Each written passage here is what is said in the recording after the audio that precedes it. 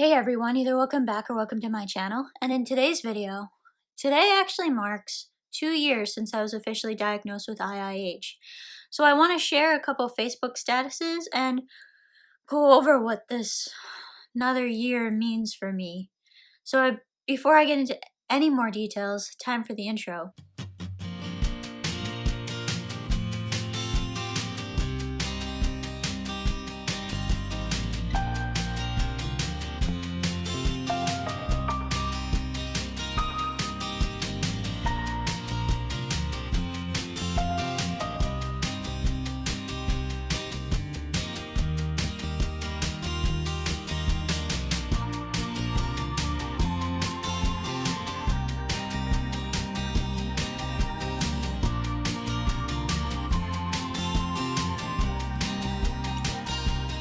Last year, I made a 1 year video since I had been diagnosed officially with IIH. And so now that I'm hitting 2 years, I actually want to share a couple of Facebook statuses from about the time I was diagnosed, or at least was sure of my diagnosis. One status is actually before I was officially diagnosed, and then the next is confirming that yes, I have IIH, and this was actually nowhere near the start of my journey, as you'll find out. This is an extremely emotional time of year for me. My diagnosis came after months of not having answers, as you will see in the status updates, and it made me realize that what I was experiencing was real and I wasn't just making it up. I'll do these exactly like I did the messages that I got on my Facebook and Instagram posts. I think it's time for an update. Unfortunately, 2 weeks is all the relief my spinal tap has given me. So I only had about 2 weeks of less or relieved symptoms before I started getting the headaches back again. And for those of you who are unaware, so the spinal tap was used to find out the opening pressure. My opening pressure at diagnosis was 35. I'll never forget it. I started to get my headaches back on Saturday. I'm not sure what date this was, like those before the spinal tap. I thought maybe it wouldn't be as bad as before, which the symptoms are not nearly as bad as before, except the headaches. As you guys know, and as I've stated in many of my videos, I didn't actually have that many severe headache. It wasn't a very common symptom for me. I can remember distinct periods of really, really intense headaches, but when you have a double vision, it's hard to know, and the reason why I wonder if I think I didn't have many headaches is because I was probably associating a lot of the headaches I was having to double vision.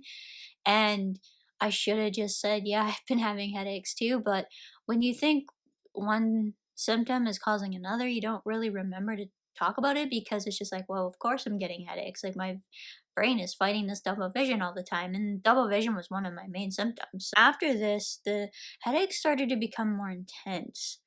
And this never really let off. So I don't know why, but that's what happened. I think I'm noticing it more because the pressure is built up so much faster than it did before. Was just my opinion, just a guess. I honestly don't know why the headaches got worse after the spinal tap and even after being put on the acetazolamide. I have no idea. My ears feel so plugged and I can hear pulsing inside my head when the headache gets very bad. That's still a symptom that I get sometimes, is plugged ears and pulsing in my head. The only thing that gets me through this is to sleep. If I have a really, really bad day or evening with symptoms, I get really, really, really fatigued to the point where I have to sleep. Sometimes this can be really, really difficult because with the pain, it can sometimes keep you awake. But honestly, I get so tired. It's almost like I take a medication that makes you drowsy, and then that drowsy effect that you get with it is how it tends to feel. My calf muscles are sore again, but not as sore as before. One of the symptoms, I don't know how much I mentioned this, but for a few months before I had my spinal tap, I was dealing with really, really severe calf pain. And like pain in my calf muscles. It was so bad that I would have someone rub A535 on it and I would just scream. I will never ever forget how my legs felt.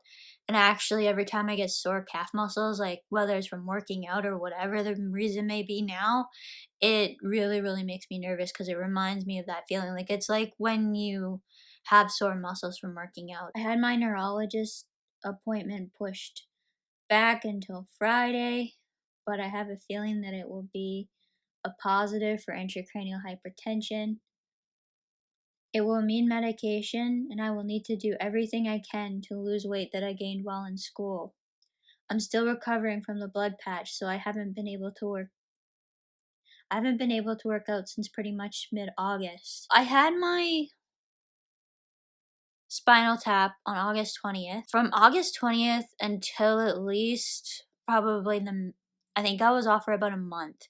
So it was August 20th to about probably September 15th to September 20th, I was off of doing workouts. And the main reason for that was because it took me about 3 weeks to get my full movement back after having the blood patch. I was also nervous because I didn't want to need another blood patch, so I was really making sure that I didn't overdo it after having the blood patch. So I gave myself a little bit of extra time before restarting workouts because I didn't want to have to go back and get another one. I can't wait to get back to doing my Zumba. As you can see, I've been doing Zumba fitness for a very long time. I've actually been doing it since I was about 15, I believe is the first time I started doing it. And it's something that I know I can rely on and always have around me. The bike I haven't been doing quite as long, but I love it also, and I've walked for several years because I walked throughout all of university too. At least after about 8.5 months, I've potentially got a diagnosis. This is a very rare condition, so it can be hard for doctors to diagnose. My doctor was not slow since she has experience with the condition. So from the time I was back in the hands of my family doctor again, so it was about May until, well, technically, I say August, end of August, because the it was put together then. It just took me a while to get back into my specialist to get an official diagnosis. My unofficial diagnosis date is technically August 20th, but my official diagnosis date is September 7th, just because it took a while to get in. And I had to wait until I knew when the spinal tap was going to be so I could phone and get an appointment with the specialist after that, with my neurologist. And getting into specialists can be a little bit difficult when you're not seeing them consistently and they don't have a consistent checkup schedule with you. So that took a little bit, but it didn't take as long as it could have. September every year is actually IIH Awareness Month, which is why I'm doing this video. But I won't be sharing anything about what my condition is until officially given to me as a diagnosis from my doctor. I'm very proud of myself to have completed my degree. I thought I was sitting funny when studying in the winter semester, and it wasn't until the spinal tap that I realized that this was actually a neurological symptom. I was getting back pain, and I thought it was because I was sitting funny. And so I ended up having to do a lot of studying in bed actually, which isn't effective and I don't recommend it. Studying in bed was the only way for me to stay comfortable. So what I'd do is I'd have a pillow behind me, a couple pillows behind me, and then sit up in bed. It was not effective at all, and I'm surprised I did as well as I did. But it at least allowed me to get something done, because if I hadn't been doing anything, I don't know how I would have been able to concentrate, because less than an hour sitting in a chair sometimes at school in a chair, it was really, really, really painful. It's no wonder I felt like I was getting if was no it's no wonder I felt like I wasn't getting anywhere with studying, since concentrating while reading is hard when the edge of the image is double to the left. So that's what my double vision is like. So the double image is on the left, so the actual image on the right is normal, and then the what I call the ghost image for me is on the left. My double vision never had a noticeable difference. There may be a slight improvement, but I'm not sure enough to say for sure. I had to have several months of treatment for IIH and quite a bit of weight loss before I actually got better with the double vision. And it took a very long time for the symptom to get better, and there's still some times that I still get double vision. So under certain circumstances, I'll still get double vision. So it's really, really frustrating, but most of the time now, my vision is single. I am disappointed in just how short the relief lasted, since about 2 days after my blood patch was the best I've felt in months since January. My biggest relief is to know what my symptoms were and are actual symptoms. So because this was such a long diagnosis, I've actually done a video on this, but because this took so long to get diagnosed, I really was starting to wonder if this was basically all in my head. When you have multiple blood tests and everything comes back normal, it's a relief, but it also makes you question whether it's just being made up in my mind to be lazy, or because I don't want to do anything, or maybe because I'm nervous about finding work. I'm hoping that this medication helps enough that I can move to the next step in my life. As much as I love being home, I'm wanting to use my degree. It does not necessarily have to be related to biochemistry, but I suffered a lot to get this piece of paper. I almost had to take another year because of being sick during midterms. I really, really struggled in my final semester of university, more than a lot of people understand. I was going through quite a bit, and despite that, I finished the strongest I had ever done in university. I was super proud of myself when my marks came back. I finished a lot stronger than what I had originally thought I might, and it's great, but now it would be just nice to do something with the degree. And I guess I technically have. I mean, I wouldn't be able to follow the people I do on social media. I wouldn't be able to get through some of these kind of myth busting type of videos without it. I rebounded during finals since I knew when it was best for me to do work and when I should rest. Anyways, I will probably post another update related to all this on Friday. So let's get into the next one. That one was really long. This one won't take as long. Happy to say that after 8.5 months of doctor's visits and seeing specialists, I have a diagnosis.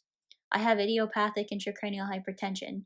I will post more about this condition as the month progresses, since it is IIH Awareness Month. I have been put on acetazolamide. At that time, I was put on 250 milligrams twice a day, so for a total of 500 milligrams a day. This is the dose that I've actually been put on now. The highest I was ever at was at 500 milligrams twice a day for a total of 1,000 milligrams a day.